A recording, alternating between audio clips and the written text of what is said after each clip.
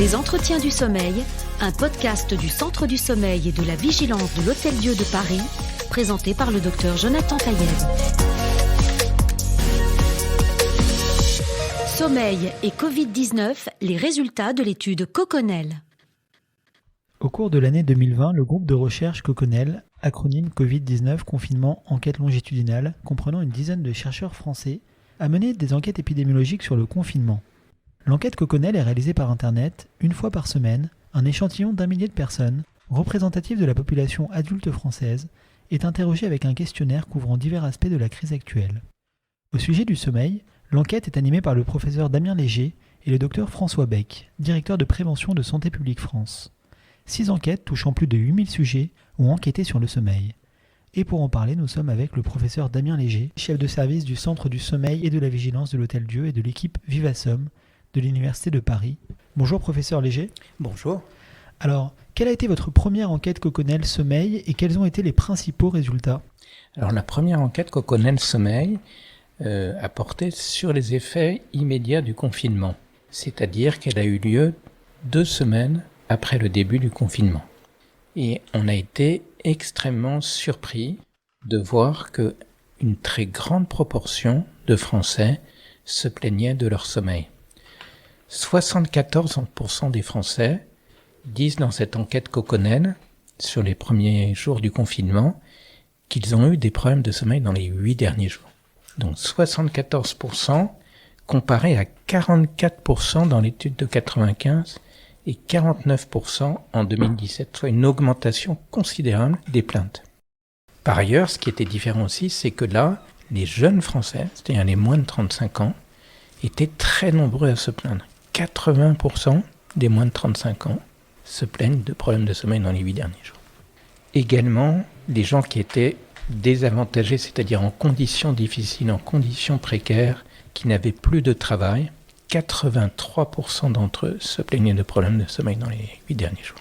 Donc vraiment un bilan considérable, et d'autant plus que la prise d'hypnotique, là aussi, a augmenté. Dans la population française, d'habitude, 8% des Français adultes consomment des hypnotiques régulièrement. Dans cette enquête Coconel, de premier jour du confinement, 16% d'entre eux disent prendre des hypnotiques régulièrement, donc une augmentation de 41% des personnes prenant des hypnotiques depuis le confinement. Alors tout cela, en relation avec les médias ou pas, c'était un peu la question. Alors, depuis maintenant 1 an, justement, l'épidémie de Covid-19 a largement dominé l'actualité. Les chaînes d'information en continu en ont fait des programmes de tout instant. En quoi les médias ont pu aggraver les troubles du sommeil des Français lors de ce confinement ? Alors nous avons refait une deuxième enquête Coconel sommeil, juste 3 mois après le début du confinement. Et dans cette enquête, on s'est renseigné sur l'effet des médias sur ces troubles du sommeil. Et pour cela, nous avons construit 2 indicateurs. Un premier indicateur qui posait les questions sur est-ce que vous êtes tout à fait d'accord ou pas du tout d'accord avec plusieurs questions. Et ces questions, c'était je passe la plupart du temps à regarder la télé pour savoir ce qui se passe sur l'épidémie, par exemple, ou chaque jour, je passe beaucoup de temps à écouter la radio, des podcasts, par exemple, pour savoir ce qui se passe sur l'épidémie. Tous les jours, je lis beaucoup d'articles sur les écrans ou sur les journaux à propos de l'épidémie. Et à partir de ça, on a fait un indicateur des gens qui sont très exposés aux médias par rapport aux gens qui sont moins exposés. Et un autre indicateur sur la peur des médias. Alors là, il y avait 2 questions. La première question, c'était les images de l'épidémie avec les unités de soins intensifs saturées, les patients qui sont évacués par hélicoptère, les morgues improvisées. Ça me fait peur. Deuxième question. Les témoignages des patients que je vois à la télé, ça me fait peur. Voilà. Et à partir de là, on a fait un deuxième indicateur sur la peur des médias. Et puis, on a enquêté pour savoir si ça avait un impact sur les troubles du sommeil. Et de manière significative, on retrouve une responsabilité de ces messages médias sur les troubles du sommeil, puisque les gens qui sont très exposés aux médias, ils ont 50% de risque de plus de se plaindre de problèmes de sommeil par rapport aux autres. Et les gens qui ont peur des médias, ils ont 30% de risque supplémentaire d'avoir des problèmes de sommeil. Alors, est-ce que quand les médias vont arrêter, ça va aller mieux pour les Français ? C'est un peu la question qu'on peut se poser. Et une autre question qui peut se poser, c'est est-ce que les Français à la fin du confinement, est-ce qu'ils ont retrouvé un meilleur sommeil ? Eh bien, on a posé lors d'une troisième enquête Coconel Sommeil, qui a eu lieu 1 mois après la fin du confinement, c'est-à-dire en juin.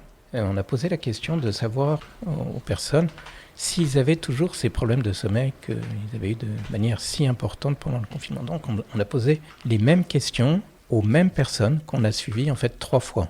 Au début du confinement, au milieu du confinement et 1 mois après la fin du confinement. Et de manière tout à fait optimiste, eh bien, on se rend compte que 1 mois après la fin du confinement, ça allait mieux.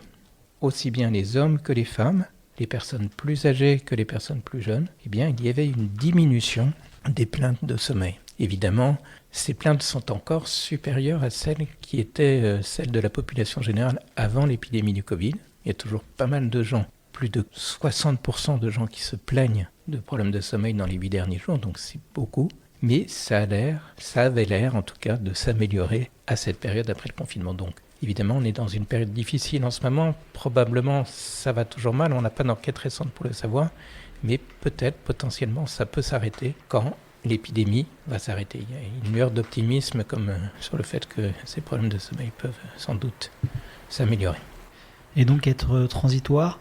Est-ce qu'aujourd'hui, on a identifié les risques liés à ce mauvais sommeil lors du confinement en France ?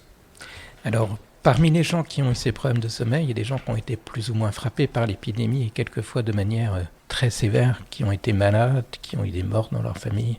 Et ces gens ont développé, on le sait, des problèmes anxieux, dépressifs qui sont très liés aux problèmes de sommeil. Il faudra faire le point de ces troubles post-traumatiques, entre guillemets, dans les prochaines semaines, dans les prochains mois, pour savoir si le sommeil, comme d'habitude, est un facteur prédictif ou pas de l'apparition de ces problèmes anxio-dépressifs. Professeur Léger, peut-être un mot sur l'équipe qui a encadré cette étude Coconel. C'est un travail français, européen ? Alors, Coconel est strictement français. C'est une étude française, mais qui est organisée avec des gens qui sont de Marseille. Je profite pour les citer et les remercier. Donc, Patrick Peretti-Vatel, Valérie Serror, Sébastien Corta-Redona, Lisa Fressard, Odile Launay, Jocelyn Rhône, Pierre Verger, François Beck, dont on a parlé, Stéphane Leglen, Olivier Laridon, Jérémy Viard. C'est le comité de coordination franco-français, mais de plusieurs villes de France, qui s'est occupé de Coconel.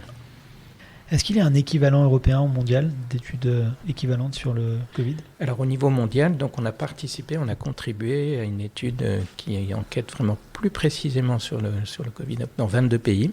Donc il y a 75 000 personnes qui ont répondu. Pour l'instant, on est encore en train d'analyser les résultats.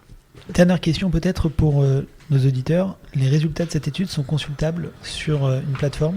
Alors les résultats de cette étude sont consultables sur la plateforme PubMed, qui reprend les articles. Alors c'est compliqué, hein, c'est des articles scientifiques, mais ils sont en ligne directement sur PubMed et on tape Covid Sleep. Oui, moi je voulais juste rajouter un témoignage personnel concernant donc Maxime Elbaz, concernant le confinement, parce que j'ai été confiné et malade pendant plus de 2 mois, et l'expérience personnelle de troubles du sommeil, ça reflète bien ce qu'a dit le professeur Léger de cette étude Coconel, c'est-à-dire que étant malade, isolé, seul, devant la télé, à regarder la chaîne en continu, ça perturbe pas mal le sommeil. J'ai trouvé la parade à un moment donné de ce confinement, c'est de regarder des séries animalières sur Arte, et c'était fantastique parce que du coup ça baisse la pression. J'ai fait un jeûne de télé en continu. Donc je pense voilà, il faut prendre un peu plus de recul. C'est vrai que les médias font peur, on voit ces hélicoptères, ces patients en réa. En fait on est en panique quand on voit ça et ça perturbe le sommeil fatalement. Merci Maxime Elbaz, docteur en neurosciences au Centre du sommeil de l'Hôtel-Dieu. Peut-être un conseil, des enseignements à tirer de ces études. Est-ce que vous avez, professeur Léger, des conseils à donner à nos auditeurs qui ont subi ces troubles du sommeil liés à l'épidémie ? Le conseil, il est que effectivement le sommeil est un bon reflet de ce qui se passe dans notre environnement. L'épidémie l'a montré. La difficulté, c'est qu'y faire face est compliqué quand on a à la fois des mauvaises nouvelles, l'impossibilité de faire du sport, l'impossibilité d'avoir des relations sociales au cours de cette épidémie. Mais bon, la nouvelle optimiste, c'est notre dernière étude, ça va finir quand même par s'arranger un jour. En attendant, préservez bien votre sommeil et puis on aura l'occasion de redonner des conseils tout au long de cette journée du sommeil 2021. Merci beaucoup. Merci Dr Maxime Elbaz. Merci professeur Damien Léger, chef de service du Centre du sommeil et de la vigilance de l'Hôtel-Dieu, de nous avoir éclairé sur les résultats de l'étude Coconel sur le confinement et la Covid-19.